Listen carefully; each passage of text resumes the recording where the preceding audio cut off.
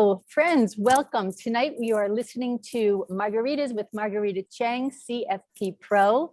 I'm Hope Katz-Gibbs coming to you from beautiful Marfa, Texas, which is an incredible art center. And we're here doing some research on our another new show called Incandescent Road Trip. So tonight we are thrilled to be here with Dan Limbago. And that is the focus of course, 15 minutes of financial tips to start off your weekend.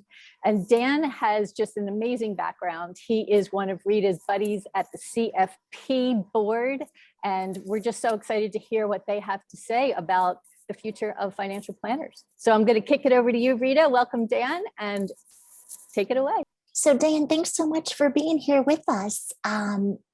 I know that you are an institutional giving officer at the CFP Board Center for Financial Planning, but why don't you tell our listeners and viewers a little bit about yourself and your role?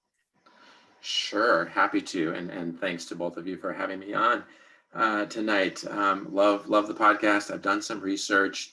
I didn't come with a sombrero, but I do have a beverage nearby. So thanks again for having me on.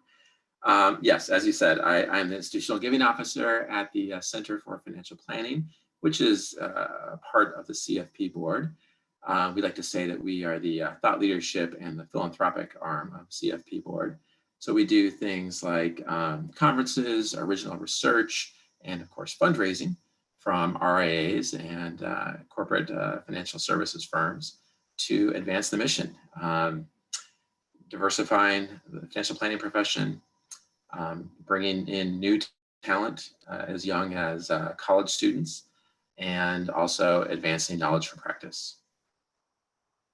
I love it. And as you know, I am a CFP Pro, and I'm a huge supporter of the amazing work that you are doing at the Center for Financial Planning. So some people, believe it or not, Dan, don't know about the Center for Financial Planning. So would you be so kind as to tell us what it is and what you're up to?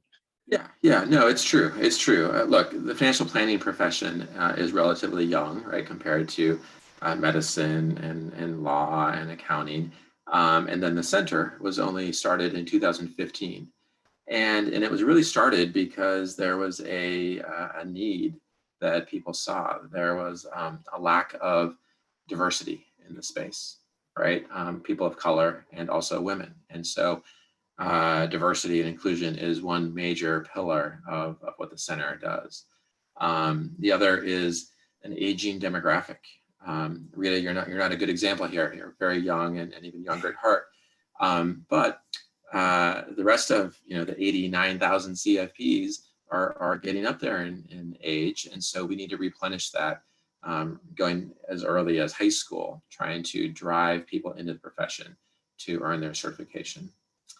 And then again, the third is knowledge for practice, things that financial planners can use to gain more professional development and better serve their clients. Well, thank you so much for that. And I know part of your role at the center is a new program. And so why don't you tell us about the new program? I don't want to steal your thunder. No, I couldn't have written the question any better. Thank you. Yes, I started sort of mid-2020 and came in and immediately was tasked with revamping a program focused on RIAs, registered investment advisors, right? This large sort of middle segment of financial services firms. There's according to some research, there's over 17,000 RIAs out there. And if you're watching this podcast, you can see some very big companies' logos behind me. And custodians and wirehouses, broker dealers, those are great. And they've supported CFP board in the center, and we appreciate that. What we haven't done a good job of is reaching out to the RIAs, the independent sector, which can be relatively small shops or larger companies that hold many billions of assets under management. So immediately I created, I didn't create it. First, I assembled a group of brilliant advisors, such as yourself, and many others that have decades in the space to advise me so that I position the new program correctly, position it so that it is a value add to RIAs and RIA leaders. And we can also raise funds to support the center's initiatives.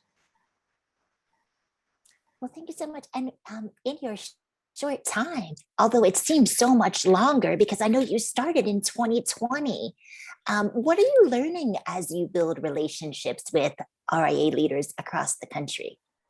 Yeah, no, it's fascinating, you know, and I've got a little bit of financial background. I came from EverFi before the CFP board, which, you know, focuses on K-12 financial literacy. But the RIA space is fascinating. It is growing and changing, and it's just a really exciting, you know, time for the space. Consolidation, mergers, acquisitions, just the organic growth of firms themselves is really interesting. What I'm learning, to your question, is that the CFP professionals with whom I talk all the time, that are leading these firms, like CEOs, are incredibly smart, caring. They have left other, you know, careers, maybe more lucrative, maybe not, but they do this because they like the long-term relationships that they develop, and they like helping people and families and generations through their financial planning advice. And so it's a great group to talk with every day, and advisors to work with. And I'm learning a lot, and the space is so dynamic, and there's so many large transactions happening that it's fun to be here. So this is really an important question. We know that the custodians and the fintech firms are really important to the center, but why are RIAs important to the center? Yeah, well, yeah, no, it's a good point. So I mentioned there were some research tells us there's over 17,000 RIAs. Okay, and I also mentioned earlier that there's 89,000 CFP professionals. So if you just do the math and knowing that, you know, a lot of times there's multiple people, multiple CFP professionals that work at the RIAs space, that middle segment, accounts for tens of thousands of our 89,000 CFP professionals. So just on a numbers basis, it's very important. At the same time, these RIAs serve tens of thousands, if not millions, of clients, individuals, families. So registered investment advisors, you know, work with not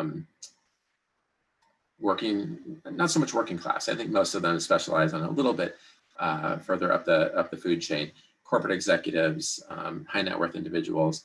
But so many of them want to give back to more middle class families. And so they provide financial planning advice to hundreds of thousands, if not millions of families. And for all these sort of big numbers reasons, they're an important segment to focus on. Well, thank you for that. Now, this is exciting for all of our viewers and listeners. What's it like in the day in the life of Dan Limbago at CFP Board Center for Financial Planning? Right. Well, you know, we talked about the weather earlier, so I try to get a Peloton ride in before the day starts. Sometimes that happens, sometimes not. But like I said, I talk with a number of CEOs who lead these RIAs, sharing what the center is all about. To your earlier point, a lot of them are not familiar with the center. Of course, they know about the CFP board, but they're not aware that we're doing so much to build the profession and to diversify the profession and to sustain it going forward. And once they learn that, they're, again, very smart people, and they love to give back. So, you know, you're a great example, Rita. You give so much of your time and your wisdom, and there's you know, a number of people just like you around the country that want to give back so that other financial planners in the profession can have a successful career and help their clients. So that's how I spend my day. I talk with CEOs, share with them what the center's up to, ask them for their support, try to find ways that they want to engage a little more deeply with the profession. A lot of times that equates to supporting the diversity summit coming up in November. A lot of times that means joining the RIA Leadership Network, which is a brand new program. And sometimes they will agree to provide a lecture series, right, or a webinar, as you did, Rita, back in April. So thank you for doing that. So lots of ways to engage and give back and build a profession with the Center for Financial Planning. No, well, thank you for that. And I think it's so important to give back, pay it forward, because I am so, I mean it, blessed to have discovered the discipline of personal finance and know that the work I do and every CFP Pro does makes a tangible impact in the lives of our clients. How can people find out more about the RIA Leadership Network, and how can people contact you? Absolutely. Please do. Please reach out. I'd love to share more of the details about the RIA Leadership Network and how you can join, and then the calendar of events that we have planned throughout the year. My phone number, I'm going to put my phone number out there on the airwaves and just, see what happens. By phone, 914-224-3066. By email, dlimbago, so DLIMBAGO @cfpboard.org. You can also find us at our website, cfp.net or letsmakeaplan.org. And, you go to the center website, which is, again, the philanthropic and the thought leadership arm, and you can get in contact with us. Well, thank you so much for spending margaritas with us, Hope and Dan, and Hope, back to you. Thank you. Thank you so much, Rita and Dan. Just so thrilled to learning more about your organization and your industry. I think it's something that a lot of people are super curious about. And so, bringing it to all of our listeners, all of your listeners, Rita, it's just wonderful. So happy Friday to you both. Happy Margaritas to Margarita, coming to you poolside at the Hotel Paisano in Marfa, Texas, on the incandescent road trip research that we're doing today. So thank you both. Have a wonderful weekend, and tune in next Friday, 5 p.m. Eastern, to listen to Lynn Evans. So Rita, tell us just a little bit about Lynn before we sign off.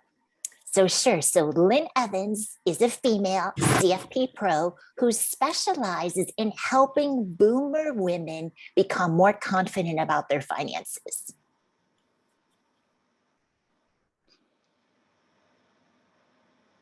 Lynn is just great, and we're so excited to bring more women to people's attention in the financial planning services sector. So Dan, Rita, thank you so much. Everyone, have a happy weekend. Thank you both. And we'll talk to you all soon. Have a great weekend.